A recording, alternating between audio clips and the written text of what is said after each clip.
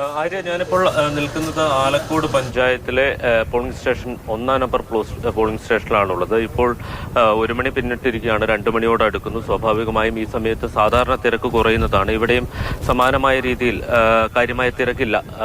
ആളുകൾക്ക് എത്തി അപ്പോൾ തന്നെ വോട്ട് രേഖപ്പെടുത്തി മടങ്ങിപ്പോകാൻ കഴിയും. പക്ഷേ കഴിഞ്ഞ കുറച്ച് മണിക്കൂറുകൾ മുമ്പ് ഇതായിരുന്നില്ല സ്ഥിതി. പല ബൂത്തുകളിലും വലിയ ക്യൂ അനുഭവപ്പെടുന്നുണ്ട്. ഞാൻ പോലും വോട്ട് രേഖപ്പെടുത്തിയത് ഏതാണ്ട് അരമണിക്കൂറിലധികം കാത്തു നിന്നതിന് ശേഷം മാത്രമാണ് വോട്ട് രേഖപ്പെടുത്താൻ കഴിയുക. അതുപോലെ തന്നെ പലയിടത്തും വലിയ നീണ്ട ക്യൂ ആണ് പല ബൂത്തുകളിലും നമുക്ക് ദൃശ്യമാകുന്നത്.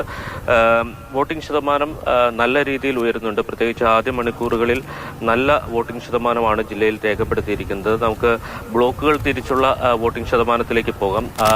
മൊത്തം ജില്ലയിൽ ഏതാണ്ട് 46.47% പോളിംഗ് ആണ് 1 മണി വരെയുള്ള കണക്കനുസരിച്ച് രേഖപ്പെടുത്തിയിരിക്കുന്നത്. ഇതിൽ തൊടുപുഴ നഗരസഭയിൽ 51% പിന്നിട്ടിരിക്കുന്നു. കട്ടപ്പന നഗരസഭയിൽ 47.40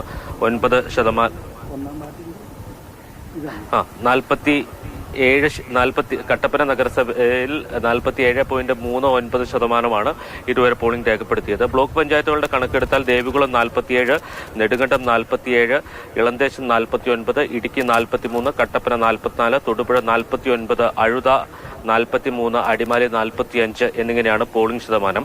ഏറ്റവും ഒടുവിൽ ഒരു ദുഃഖകരമായിട്ടുള്ളൊരു സംഭവം ഉണ്ടായത് നെടുങ്കണ്ടത്തിന് സമീപമാണ്. നെടുങ്കണ്ടം കരുണാപുരത്ത് ചാലക്കുടിമേട് എന്ന് പറയുന്ന പ്രദേശത്തുള്ള ഒരു യുവാവ് വോട്ട് രേഖപ്പെടുത്തിയതിന് ശേഷം അദ്ദേഹം തൊട്ടടുത്തുള്ള ഒരു ചെക്ക് ഡാമിൽ കുളിക്കാനിറങ്ങി. അവിടെ വെച്ച് അപകടത്തിൽപ്പെടുകയും അദ്ദേഹത്തിന്റെ മരണം സംഭവിക്കുകയും ചെയ്തിട്ടുണ്ട്. കരുണാപുരം ചാലക്കുടിമേട് സ്വദേശിയായിട്ടുള്ള ഇടുക്കിയിലെ ഒരു പൊതുചിത്രം നമ്മുടെ മുന്നിലേക്ക് എത്തിച്ചത്.